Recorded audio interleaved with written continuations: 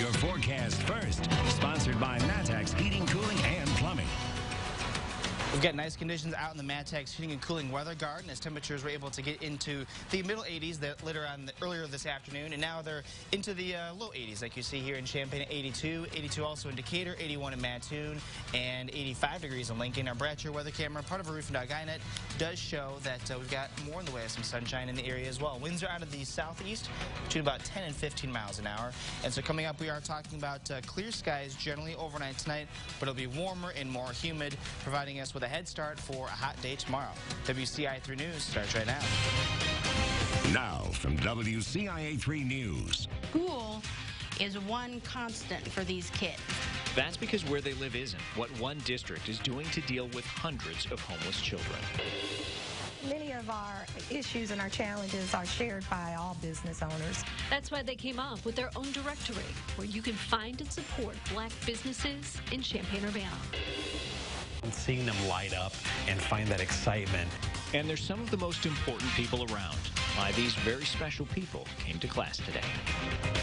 You're watching your local news leader. This is WCIA 3 News at 6. I want every kid to have a place to lay their head every night. But hundreds of kids in central Illinois struggle to find that. And as school starts, groups are stepping up to help children who are homeless. Good evening, I'm Paul Cicchini. And I'm Jennifer Roscoe. The numbers are staggering. There are more than 430 homeless students in Vermilion County and almost 600 between Champaign and Ford County. We are leaving those numbers up so they can sink in. Area schools and organizations are trying to do something about it, but it's not always easy. WCIA 3's Courtney Bunting is with us now. And Courtney, there are programs to help these kids, but not enough. Exactly. So the answer really to are there programs is yes and no. There are many, many gaps. But I talked today with experts in Vermilion County who are trying to fill some of them. To learn, because if you don't know where you're going to sleep at night, if you don't know where your next meal's coming from. Things that may be a given for most of you can be a daily struggle for a child who's homeless. And there are many of them. In Vermilion County, it's a staggering 433. But that's just the ones that are being identified. You know there's more out there that haven't been. Tricia Keith is the homeless coordinator for the Regional Office of Education. She says it can be hard to spot a child in need because they're not necessarily out on the street. They could be staying with friends or relatives during a hard time. They could be in the homeless shelter. But that can be a challenge if they don't have an adult with them. Dayspring Shelter can only house kids with adults until they're 12. They start having issues and puberty, and they have behaviors. Danville Rescue Mission Director Daniel Offit says homelessness makes a kid vulnerable to a criminal lifestyle. That's why we got a big gang population, because these are homeless youth that basically found some older gang member, and all of them are hanging out with him in his house. This is a problem that goes beyond the kids themselves.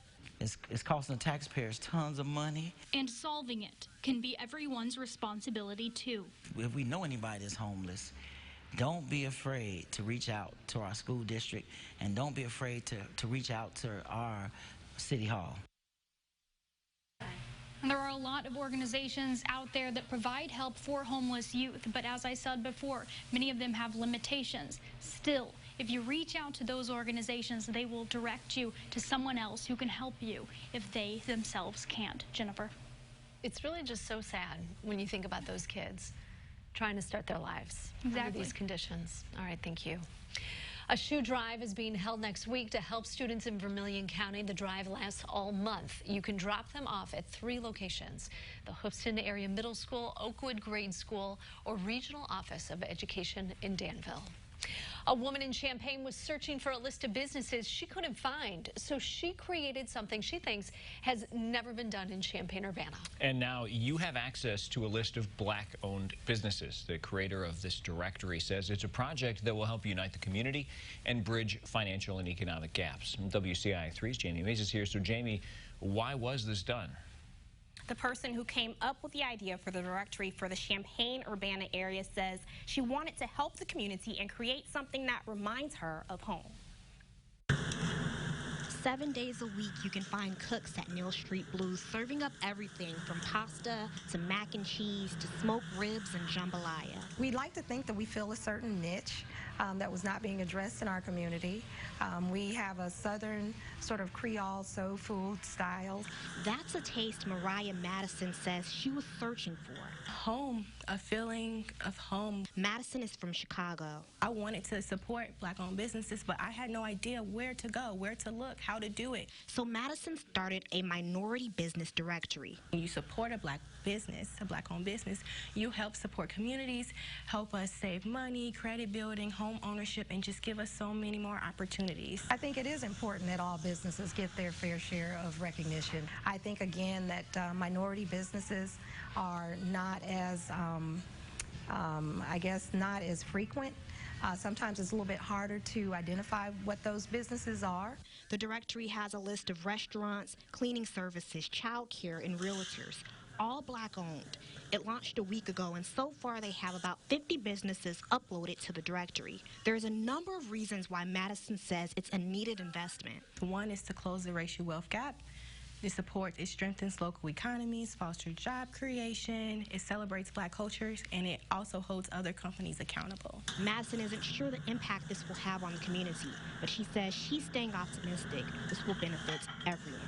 I have no idea where it's headed right now. All right, Chef, is this good to go?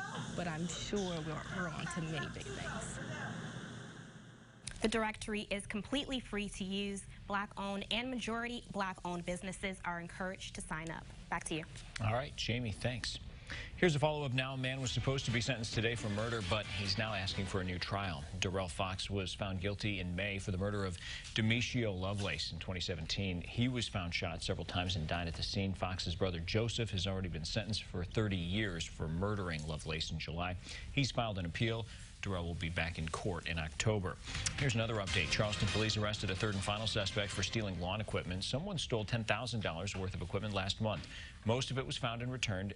These people have been, they've now arrested Brian Nicholson. Police originally arrested these people, Tabitha Munns and Charles Justin Ritchie.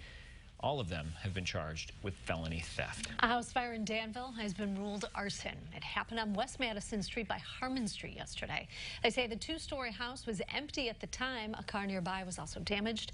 No one has been arrested. A man was taken to the hospital after a fertilizer truck overturned today. It happened on 700 North in Tolono Township. The sheriff's office says the driver lost control of the truck after hitting a ditch. The road was shut down for about an hour to clean up. The crash is still under investigation. The Illini are going prime time. We'll tell you when. And also tonight. You never know how important this day is going to be.